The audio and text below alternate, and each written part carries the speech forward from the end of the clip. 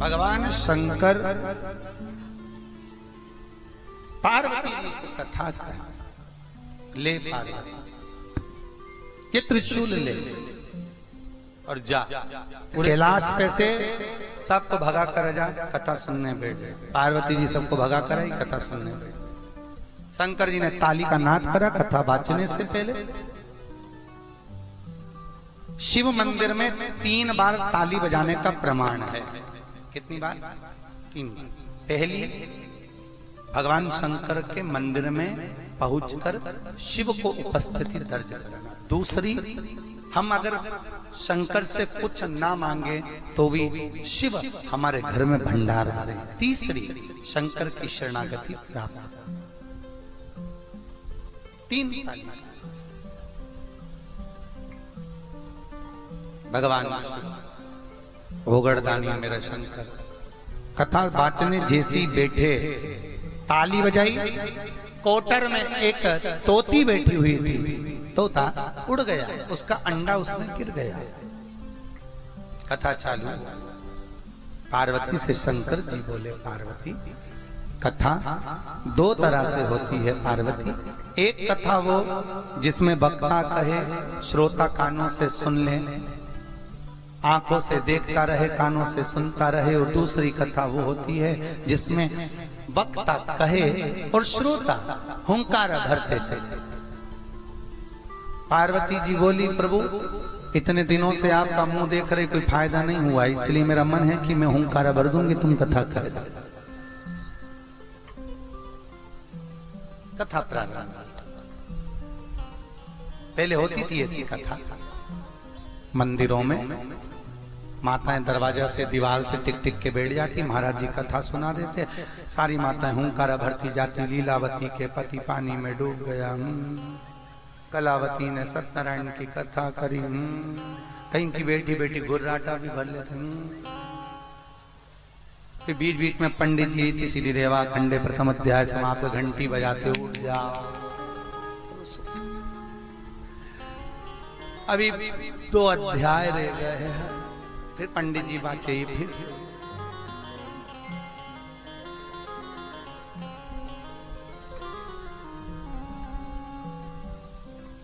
अच्छा ईमानदारी से बोलो, जो व्यक्ति कथा में सोता है ना, कथा में वो ही सोता है जो घर नहीं सोता है। सही है कि गलत है? अरे बोलना ईमानदारी से, जिसको घर पे नींद नहीं आती।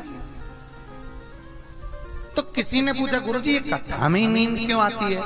सुंदरकांड में जाओ, भजन में जाओ तो नींद आ जाए, और ऐसे कहीं शादी पार्टी में जाओ तो 12-12 बजे तक तो ऐसा डिस्को करे, नाचे कूदे, और कथा में नींद क्यों आए? हमने कहा देखो भैया, बात इतनी सी है, भागवत को कहते हैं माता। क्या कहते हैं? भागवत माता। भागवत माता है, बच्चा कहीं पर भी खेलेगा पर माँ की गोद में आकर जैसी बैठता है, माँ उस पर हाथ रखती है और बच्चे की आंख में नींद आ जाती है। बच्चा कहीं नहीं सोता, सब दूर खेलेगा, पर माँ की गोद में बच्चे को नींद आती है। उसी तरह तुम जगत में कहीं पर भी जाओ, पर माँ की गोद में जब आओगे, कथा में बैठोगे, तुम्हें ऐसा लगेगा जैसे महाराज जी लोरी सुना रहे हैं।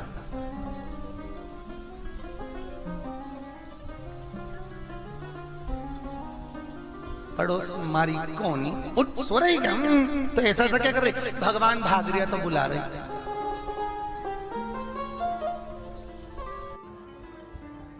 श्रीमद् भागवत में 5 महापाप बताए हैं। शिव महापुराण में 5 महापाप बताए हैं। गरुण पुराण में 5 महापाप कहे, श्रीमद् भागवत में 5 महापाप कहे, शिव पुराण में 5 महापापों का वर्णन किया है। कुर्म पुराण में, स्कंद पुराण में 5 महापापों का वर्णन किया है। उस 5 महापाप में पहला पाप है बाल हत्या। पहला पाप कौन सा है? जम के बोलो जरा। बाल हत्या। दूसरे नंबर का पाप है पर स्त्री का भोग करना, पर नारी का संग करना। ये महापाप की गिनती में आता।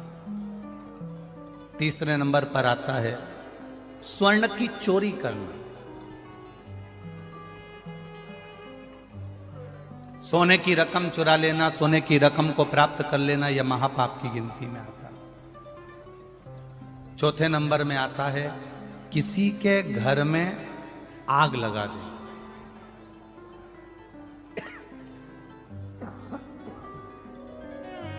किसी के घर में आग लगा देना, यह महापाप की गिनती में आता है। और पांचवें नंबर का होता है किसी के साथ विश्वासघात कर देना, यह महापाप की गिनती में आता है। कोई ने आपके ऊपर इतना विश्वास करा, कोई ने आपके ऊपर सर्वस्व विश्वास करा, और उस विश्वास को अगर आपने तोड़ दिया तो यह महापाप की गिनती है।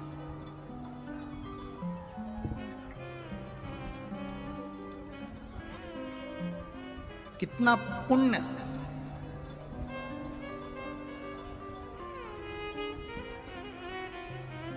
वेद व्यास जी ने क्यों लिख दिया शिव पुराण के अंदर कि शिव मंदिर तक जाना चाहिए,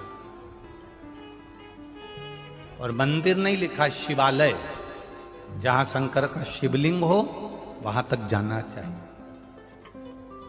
वेद व्यास जी ने क्यों लिख दिया शिव महापुराण और स्कंद पुराण में कि जहां शिव महापुराण की कथा हो, रोज समय ना मिले, प्रतिदिन भगवान की कथा सुनने का समय ना मिले, पर अपने नगर में, अपने गांव में, अपने शहर में अगर कहीं शिव पुराण की कथा हो तो 5 मिनट के लिए दिन में नहीं जा सकते तो रात्रि में जाकर उस भूमि को नमन करना चाहिए। ये शिव पुराण का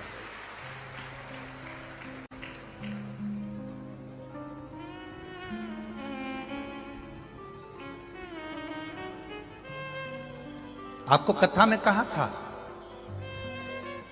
हेलीकॉप्टर को नीचे उतारने के लिए हेलीपैड पर एच बना होता है।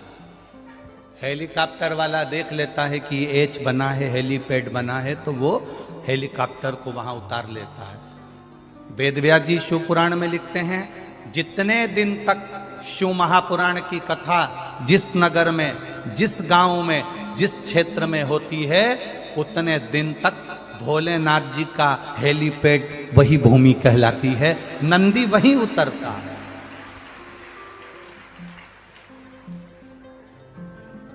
वेद व्यास जी लिख रहे हैं, आपके पास में समय नहीं, आप 7 दिन नहीं जा सकते, 5 दिन नहीं जा सकते, 4 दिन नहीं जा सकते, 3 दिन नहीं जा सकते, 2 दिन नहीं जा सकते, 1 दिन पूरा नहीं जा सकते, पर 5 मिनट निकालकर, 2 क्षण निकालकर शिव महापुराण की कथा में जाना चाहिए।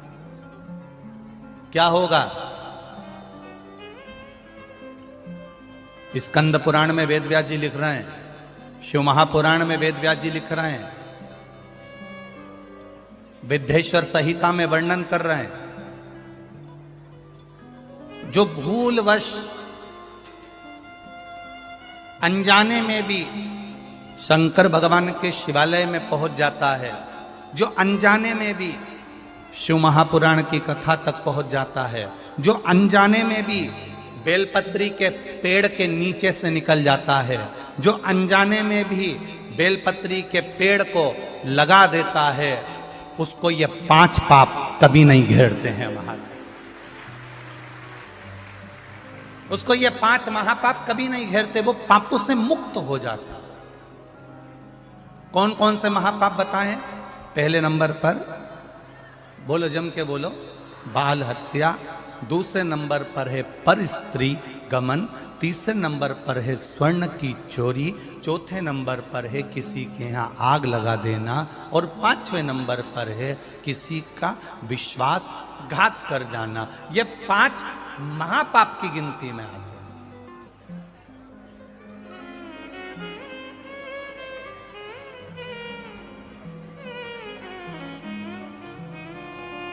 हम कितना पुण्य कमाते हैं, हम कितना जल चढ़ाते हैं, भजन करते हैं, कीर्तन करते हैं, मंत्र जाप करते हैं, श्री शिवाय नमस्तुभ्यम जपते हैं, ओम नमः शिवाय जपते हैं, नमः शिवाय जपते हैं, द्वादश अक्षर मंत्र ओम नमो भगवते वासुदेवाय जपते हैं, राम नाम कृष्ण नाम जपते हैं।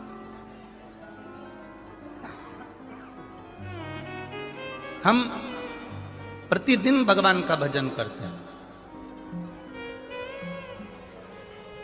और प्रतिदिन भगवान का भजन करते हैं तो हमारा पुण्य बढ़ाते हैं, पर हमको ये नहीं मालूम कि किसी के यहां पर बाल हत्या करी गई है। शिव महापुराण की कथा कहती है, स्कंद पुराण की कथा कहती है, जिसके यहां बाल हत्या हुई हो, जिसके यहां पर स्त्री का भोग किया जाता हो, जिसके यहां स्वर्ण की चोरी कर कर लाई गई हो, जिसने कभी किसी के यहां आग लगाई हो या किसी ने विश्वासघात किया हो, उसके घर का मात्र एक गिलास पानी पी लेते हैं तो ये 5 महापाप हमारे खाते में चले जाते हैं। यहां तक शिव पुराण कर। अब आपको कैसे मालूम पड़ेगा कि इनने बाल हत्या करी कि नहीं करी? अब आपको कैसे मालूम पड़ेगा कि इनके घर के लोगों ने कहीं आग लगाई कि नहीं लगाई? अब आपको कैसे मालूम पड़ेगा कि इनने कहीं विश्वासघात करा है क्या? आपको कैसे मालूम पड़ेगा कि यहाँ का इनके घर का पुरुष पर स्त्री गमन करता है क्या, या स्वर्ण की चोरी करता है, या सोने की चोरी करी है क्या? आपको कैसे मालूम पड़ेगा? आपको नहीं मालूम कि इनके घर के लोगों ने कहीं आग लगाई कि नहीं लगाई, पर स्त्री गमन किया कि नहीं करा, या स्वर्ण की चोरी करी कि नहीं करी? आपको कुछ भी नहीं मालूम, क्योंकि आप अनभिज्ञ हैं। आप नहीं जानते कि इसके यहाँ अपन ने पानी पिया तो ये कैसा है, आप नहीं जानते। तो शिव महापुराण की कथा कहती है, आप अनजाने में उसके घर का पानी पियाए, अनजाने में आपके ऊपर 5 महापाप का दोष उसके खाते का चढ़ गया। पर आप अगर रोज शिव के मंदिर जा रहे हो, शिवालय जा रहे हो, या 5 मिनट भी श्री शिवाय नमस्तुभ्यम बोल रहे हो, तो ये समझ लेना कि हमने भले उसके घर का पाप लियाए थे, पर उसको हमने वापिस भगवान के चरणों में जाकर साफ कर दिया। उस महापाप को हमने समाप्त कर दिया।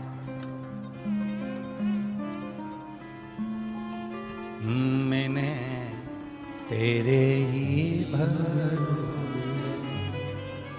बाबा, तेरे ही भरोसे हवा विच उड़ती जावागी बाबा, डोर हथो छड़ी नाम कड़ी जावागी। भोले मैं तेरी पतंग, शंभो मैं तेरी पतंग, हवा बिच उड़ती जावांगी बाबा, डोर हथो छड़ी नाम कड़ी जावागी। आपको नहीं मालूम कि आपने उसके घर का पानी पिया।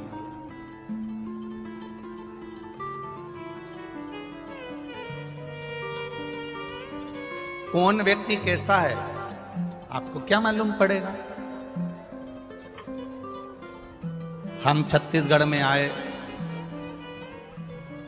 आप मध्य प्रदेश में आए, कोई उत्तर प्रदेश गया, कोई बिहार गया, कोई उत्तराखंड गया, कोई दिल्ली गया, कोई महाराष्ट्र गया। उसको क्या मालूम कि कौन व्यक्ति कैसा? उसको मालूम ही नहीं। वो तो भजन में लगा हुआ है, वो तो स्मरण में लगा हुआ है, वो तो भक्ति में लगा हुआ है, भगवत नाम में लगा हुआ है।